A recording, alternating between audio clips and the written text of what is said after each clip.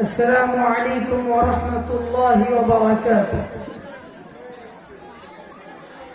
إن الحمد لله كفى وسلام على عباده الذين اصطفى. أما بعد، أعوذ بالله من الشيطان الرجيم. بسم الله الرحمن الرحيم. إن في خلق السماوات والأرض واختلاف الليل والنهار لآية لأولي الألباب. اسٹیج پر بیٹھی ہوئی علماء کرام، قرب و جوار سے تشریف فرما دوستوں، عزیز ساتھیوں اور پیارے بچوں اور پردہ نشین خواتین، ماؤں اور بہنوں، ہمارے سماج، ہمارے معاشرے میں بہت ساری برائیاں ہیں، بہت ساری خرابیاں ہیں. ہمارے سماج میں اخلاق کی بھی برائی ہے، عقیدے کی بھی برائی ہے اور عمل کی بھی برائی ہے. اب سوال یہ پیدا ہوتا ہے کہ اس برائی کو نشٹ کیسے کیا جائے، اس کا نوارن کیسے کیا جائے. آج سے 1450 سال پہلے عرب کی سرزمین پر جناب محمد الرسول اللہ صلی اللہ علیہ وسلم جس سرزمین پر آئے، جس دھرتی پر آئے، وہ سماج بھی اندھیروں میں ڈوبے ہوئے تھے، ذلتوں میں ڈوبے ہوئے تھے. اس سماج میں جب قرآن کریم کو نازل کیا گیا، اس سماج میں جب پڑھ کر قرآن کی آیات کو سنائی گئی تو ان کے درمیان جو برائیاں تھیں، ان تمام برائیاں نشٹ ہو گئی، ختم ہو گئی. قرآن کا اصل میسج کیا ہے، اصل پیغام کیا ہے، اصل سندیش کیا ہے؟ اس کا سندیش، اس قرآن کریم کا میسج وہی لوگ حاصل کرتے ہیں جو عقل و دانش ہے. وہ اپنے ذہن کو استعمال کرتے ہیں، اپنے مائنڈ کو پریوگ کرتے ہیں، اپنے مائنڈ کو یوز کرتے ہیں. اسی لیے اللہ تبارک و تعالیٰ قرآن کریم میں فرماتا ہے ان فی خلق السماوات والارض واختلاف اللیل والنہار لآیۃ لأولی الالباب. بے شک زمین و آسمان میں وہی لوگ اصل میں حاصل کر سکتے جو عقل مند ہو. اصل میں عقل مند کی ڈیفینیشن کیا ہے، عقل مند کی پہچان کیا ہے، عقل مند کی پریبھاشا کیا ہے؟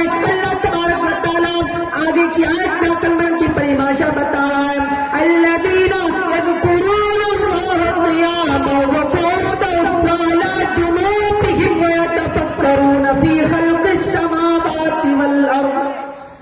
زمین و آسمان کی جو چیزیں وہی عقل مند ہیں جو اللہ تبارک و تعالیٰ کی عبادت کرتے ہیں، کھڑے کھڑے بھی اللہ کی عبادت کرتے ہیں، بیٹھ کر کے بھی اللہ کی عبادت کرتے ہیں، لیٹ کر کے بھی اپنے رب کی عبادت کرتے ہیں. وَيَتَفَكَّرُونَ فِي خَلْقِ السَّمَاوَاتِ وَالْأَرْضِ. اور وہ زمین و آسمان کی پیدائش کے اوپر غور و فکر کرتے ہیں، زمین و آسمان کی پیدائش کی چیزوں پر غور و فکر کرتے ہیں. ربنا ما خلقت هذا باطلا.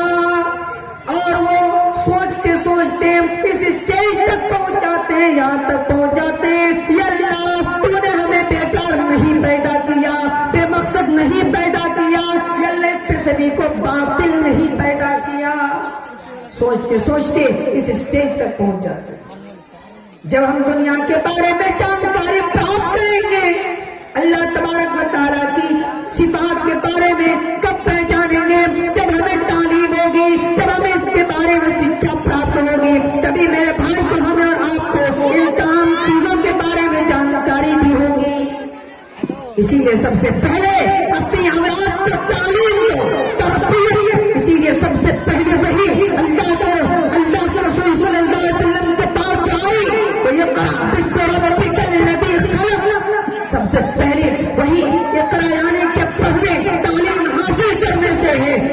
جو تعلیم حاصل کرے اور اس کے بعد کیا کہا، اقرأ باسم ربک الذی خلق، پر اس رب کے نام سے جس نے پیدا کیا. یہاں خلق اس کا مطلب کیا؟ تربیت دینے والا، سارے نظام کو بنانے والا، سارے کائنات میں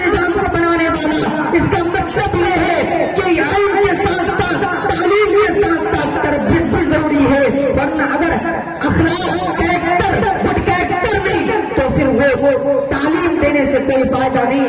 اصل تو تعلیم اخلاق سے ظاہر ہوتی ہے کہ آپ نے کیا سیکھا, آپ نے کس تعلیم کو سیکھا, اس میں کریکٹر کا پربھاؤ زیادہ ہوتا ہے کہ آپ نے کتنا تعلیم حاصل کی, اس کا کریکٹر کا کیا پربھاؤ پڑتا ہے. میرے بھائیو, یہی وجہ شیخ الاسلام محمد بن عبد الوہاب نے اسے الہۃ کا نام دیا. اپنے رب کی معرفت اور اپنے نبی کی معرفت اور اپنے دین کی بنیاد معرفت حاصل ہو جائے. یہ کیا ہے؟ یہ وہی سوال ہے. جب ہم مر جائیں گے قبر میں بھی ہمیں 3 سوال کیے جائیں گے. تمہارا نبی کون, ماں دین کو, تمہارا دین کیا.